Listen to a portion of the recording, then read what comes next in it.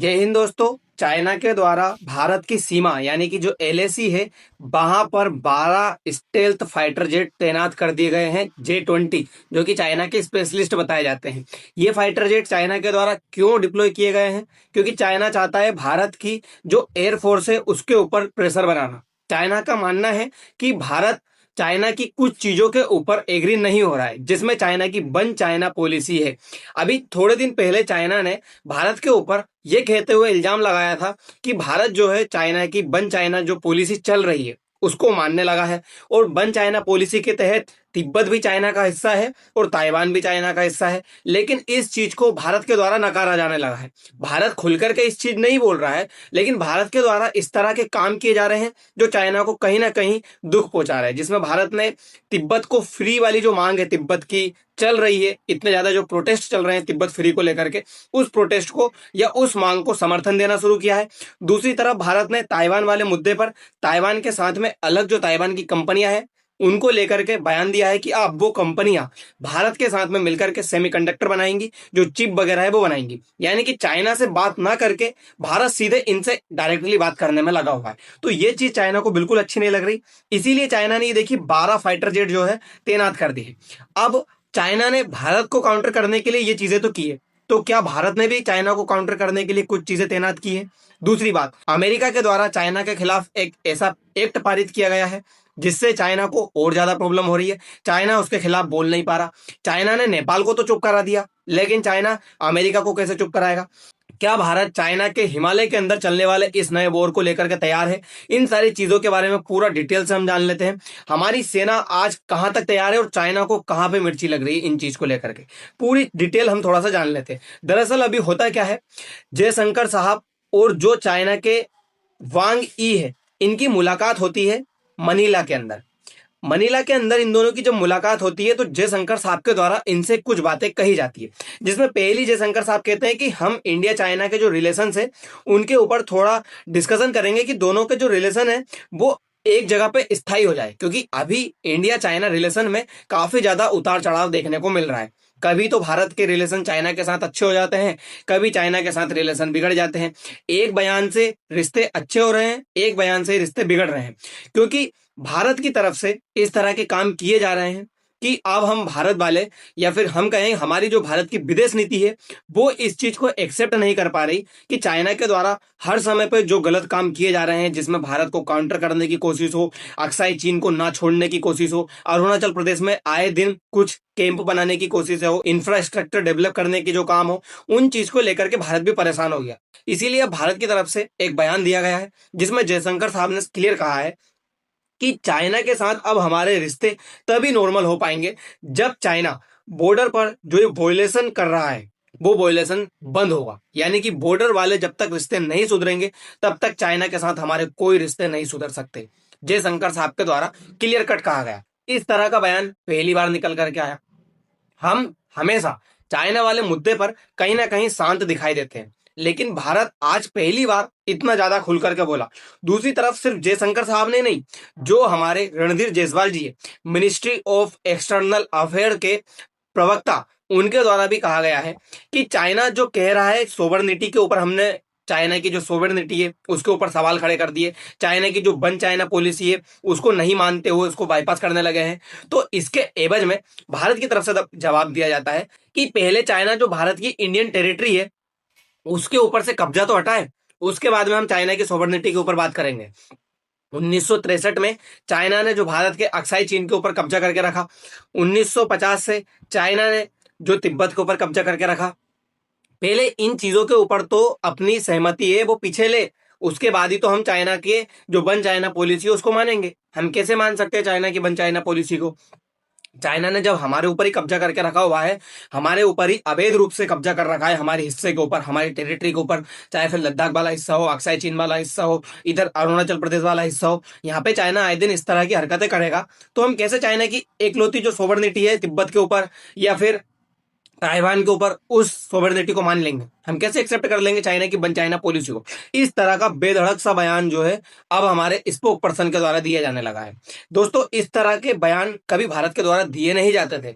अब भारत जैसे ही अपना स्टैंड चेंज करने लगा है तो चाइना के अंदर बौखलाहट शुरू हो गई है। इसीलिए चाइना ने ये 12 fighter jet J-20 stealth technology से युक्त ये फाइटर जेट भारत की जो एलएसी सीमा है उसके पास में डिप्लॉय करना शुरू कर दिए। उसको ये लगता है कि अगर वो इस तरह के फाइटर जेट डिप्लॉय करेगा तो उससे भारत दबाव में आएगा, भारत की जो एयरफोर्स है वो दबाव में आएगी और चाइना की जो वन चाइना पॉलिसी है उसको मानने के लिए तैयार हो जाएंगे। चाइना के आगे हम बोलेंगे नहीं, चाइना जैसा चाहेगा हम वैसे काम करेंगे, लेकिन भारत नहीं एक्सेप्ट कर रहा है इस चीज को। इसीलिए आप ये हेडलाइंस देख सकते हो, सारी हेडलाइंस इसी तरह से बनी हुई है। भारत ने दूसरी चीज क्या कर दी है, भारत ने इन बच्चों का साथ देना शुरू कर दिया है। ये कौन है? ये है तिब्बत के मासूम से बच्चे। इनके साथ में हो क्या रहा है, चाइना के द्वारा एक लॉ पास किया गया है इस तिब्बत वाले एरिया के लिए, जिसका नाम है एथनिक यूनिटी लॉ। इस लॉ को जो है ब्लैक कानून कहा जाता है। चाइना ने क्या किया, इस लॉ के तहत यहाँ के रहने वाले जो बच्चे हैं उनको जबरदस्ती उनके माता पिता से दूर करना, उनके जो बौद्ध शिक्षा दी जा रही थी उस शिक्षा से दूर करके उनको जबरदस्ती मंदारिन पढ़ाने की कोशिशें की जा रही है। इसीलिए चाइना के द्वारा जब ये काम किया जा रहा तो भारत इसका विरोध जता रहा है। भारत का कहना है कि चाइना जो ये काम कर रहा है वो गलत है। अगर इस तरह का काम चाइना करेगा तो हम बिल्कुल इन तिब्बत वाले बच्चों के सपोर्ट में खड़े रहेंगे। हमें इन तिब्बती बच्चों की फिक्र है, भारत की तरफ से ये कहा जा रहा। मैंने आपको पिछले सेशन में एक ये बात भी बताई थी कि चाइना के द्वारा इन छोटे छोटे बच्चों को जबरदस्ती बोर्डिंग स्कूलों में डाला जा रहा है। चाइना के द्वारा इन छोटे छोटे बच्चों को जबरदस्ती मिलिट्री ट्रेनिंग दी जा रही है और मिलिट्री ट्रेनिंग चाइना इसीलिए देना चाहता है कि आने वाले समय में चाइना के लिए ये वफादार हो जाए। मतलब इनको ये चीज याद नहीं रहे कि इनकी तिब्बत नाम का कोई स्वतंत्र देश होता था। इनको ये चीज याद नहीं रहे कि इनको इनकी जो वफादारी है वो इनके तिब्बत के प्रति है, बल्कि इनको हमेशा एक ही चीज याद रहे कि ये चाइना के लिए ही बने हैं और इनकी पूरी पूरी वफादारी चाइना एडमिनिस्ट्रेशन के प्रति है। मतलब चाइना सोचिए कितना ज्यादा इस तरह का काम कर रहा है इन छोटे छोटे से बच्चों के साथ में। हमने कई बार ऐसी चीजें भी देख ली है कि जैसे ही चाइना के बच्चों को मिलिट्री ट्रेनिंग दी जाती है तो हम ये सोचते हैं कि इंडियन बच्चों के पास में तो ये टेक्नोलॉजी है ही नहीं, इंडियन बच्चे तो कितने पिछड़ गए हैं, इनको तो ये चीजें सिखाई नहीं जा रही है। अरे सोचिए ना आप, उनका तो बचपन ही छीन लिया गया है चाइना के द्वारा, अब क्या करेंगे वो? तो ये चीजें भी की जा रही। दूसरी चीज, चाइना इस चीज से बौखलाहट में जो दारुंगला नाम का एक एरिया है तिब्बत के अंदर जहां पे बौद्ध भिक्षुओं को शिक्षा दी जाती है, ये एशिया का दुनिया का सबसे बड़ा ऐसा एरिया है जहां पे बौद्ध भिक्षुओं को शिक्षा दी जाती है। तो चाइना के द्वारा उसको डिस्ट्रॉय किया जा रहा है और आज से नहीं कई सालों से चाइना इस चीज को डिस्ट्रॉय करने में लगा हुआ है। ये देखिए पूरा बर्बाद किया जा रहा है। चाइना का मानना है कि उनको बौद्ध भिक्षुओं को शिक्षा ना दी जाए, जो दलाई लामा है उनके लिए उनको वफादार ना बनाया जाए। क्योंकि आपने देखा तिब्बत कैसे चलता है, तिब्बत चलता है दलाई लामा के वजह से। दलाई लामा जैसे कहेंगे तिब्बत वैसे ही चलेगा। तो ये चीज वो नहीं चाहते हैं कि इस तरह की चीजें भी दी जाए उनको, इसीलिए ये डिस्ट्रॉय करने में लगा हुआ है। और यही चीज चाइना को अच्छी नहीं लग रही क्योंकि भारत भी इनके सपोर्ट में बोल जाता है। दूसरी तरफ तिब्बत के 160 से अधिक ऐसे लोग हैं जो आत्मदाह करने को तैयार है और दुनिया को ये बताने में लगे हुए हैं कि वो चाइना के अत्याचार से परेशान हो चुके हैं। आप लोगों को पता होगा चाइना का एक एरिया है सिंजियांग प्रोविंस, उस सिंजियांग प्रोविंस में रहते हैं उइगर मुसलमान और उन उइगर मुसलमानों के साथ में चाइना गलत तरीके से व्यवहार करता है। चाइना उनको दूसरा कोटि का मानता है। चाइना ना उनको बुर्का पहनने देता है, उनको काले जो मुसलमान है वो तक कहता है। उनके साथ में चाइना इतनी ज्यादा अत्याचार करता है कि वो लोग भी परेशान हैं। वो भी चाहते हैं कि चाइना उनको अलग हिस्सा दे दे या फिर भारत में मिला दे, कहीं पे भी मिला दे, पर चाइना के हिस्से में ना रखे। इसी तरह की चीजों से परेशान हुए हैं ये तिब्बत वाले लोग। तिब्बत जब आजाद हुआ था, मतलब तिब्बत के ऊपर जब चाइना के द्वारा कब्जा किया गया था, तो चाइना ने यह कह करके कब्जा किया था कि मैं इन तिब्बती जो लोग हैं इनको डेवलप करूंगा, इनके यहाँ पे इंफ्रास्ट्रक्चर बनाऊंगा और ये बहुत ज्यादा पिछड़े हैं तो उनको मुख्य धारा में लेकर के आऊंगा। दुनिया को भी यही लगा था कि चाइना इस तरह का काम करेगा, लेकिन आने वाले समय में क्या पता था कि चाइना उन्हीं सड़कों के ऊपर टैंक निकालेगा, उन्हीं सड़कों के ऊपर वेपन्स भेजेगा और इन तिब्बती लोगों को बहुत ज्यादा जो है दमन करने में लगा होगा। तो यही तिब्बती लोग अब न्यूयॉर्क जैसी सिटी में जो यूएन का मुख्यालय है वहां जाकर के प्रोटेस्ट करने लगे हुए हैं और ये बता रहे हैं यूएन को कि आप आंखें खोल करके देखो तिब्बत वालों के साथ में कितना गलत हो रहा है। और भारत कहीं ना कहीं इनको हवा देते देता है, भारत इनको जो है सपोर्ट कर देता है और यही चीज फिर चाइना को अच्छी नहीं लगती। ये देखिए तिब्बत वाले लोग कह रहे हैं कि हमारा जो हिस्सा है वो चाइना का नहीं है, हम खुद एक स्वतंत्र कंट्री है, इस चीज को नहीं मान रहा। तीसरी चीज भारत ने क्या करी, तीसरी चीज भारत ने एक प्रोजेक्ट लेकर के आया, वो है ग्रेट निकोबार प्रोजेक्ट। मई के महीने में भारत की तरफ से एक प्रोजेक्ट निकाला गया जिसका नाम है ग्रेट निकोबार प्रोजेक्ट। इस प्रोजेक्ट के तहत हम क्या करेंगे, इस निकोबार में जो हमारा अंडमान निकोबार द्वीप समूह है वहां पर ट्राई सर्विस कमांड बिठाई जाएगी। और ये ट्राई सर्विस कमांड ऐसी रहने वाली है जिसको किसी की परमिशन की जरूरत नहीं होगी। मतलब कि हमारी जो सेना है उसको राजनाथ सिंह से परमिशन लेनी पड़ती है, यानी कि रक्षा मंत्रालय से, फिर रक्षा मंत्रालय पीएमओ से परमिशन लेगा, प्रधानमंत्री से, फिर राष्ट्रपति से परमिशन ली जाएगी, उसके बाद में ही जो है कोई एक्शन लिया जाएगा। लेकिन यहाँ पे क्या होगा, किसी से भी कोई परमिशन लेने की जरूरत नहीं है। हमारी जो ट्राई सर्विस कमांड है जिसमें हमारी थल सेना, जल सेना और वायु सेना तीनों की तीनों जब चाहे जो एक्शन बिना परमिशन के ले सकती है। तो चाइना को डर है अगर इस तरह की कमांड यहाँ पे बैठ गई, ग्रेट निकोबार प्रोजेक्ट डेवलप हो गया, तो चाइना का जो ये रास्ता है ये वाला, यहां से चाइना का हिस्सा व्यापार है वो होता है लगभग 80% मलक्का स्ट्रेट से होकर के। अगर यहाँ पे भारत बैठ गया तो कभी मान लीजिए चाइना के साथ में कंफ्लिक्ट होता है तो भारत इस रास्ते को ब्लॉक कर सकता है। जैसे हॉर्मुज स्ट्रेट को ईरान ने ब्लॉक किया तो पूरा दुनिया का 20% व्यापार रुक गया था। क्राइसिस हमने देख ही लिया कि हॉर्मुज स्ट्रेट के बंद होने से क्या क्या हुआ था।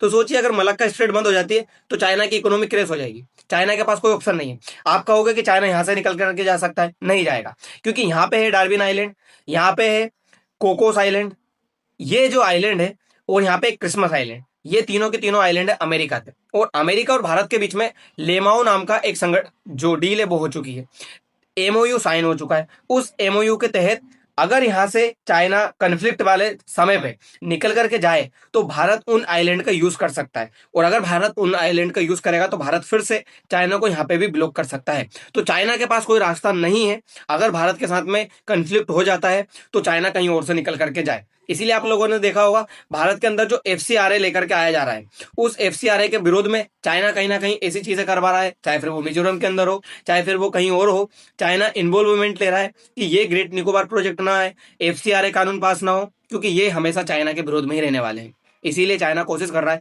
दूसरी चीज भारत ने देखा होगा आप लोगों ने कि भारत ने यहाँ पर सवांग पोर्ट भी ले लिया इंडोनेशिया के अंदर, तो ये चीज भी कहीं ना कहीं प्रॉब्लम दे रही है।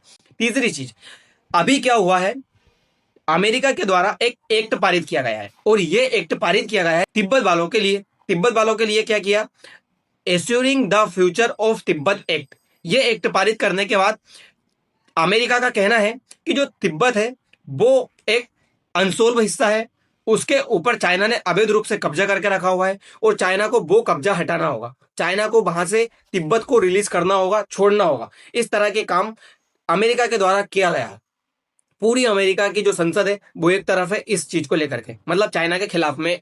चाइना का जो अवैध कब्जा है तिब्बत के ऊपर उसको बता रही है कि चाइना ने अवैध कब्जा करके रखा हुआ है और चाइना को आने वाले समय में ये अवैध कब्जा हटाना होगा।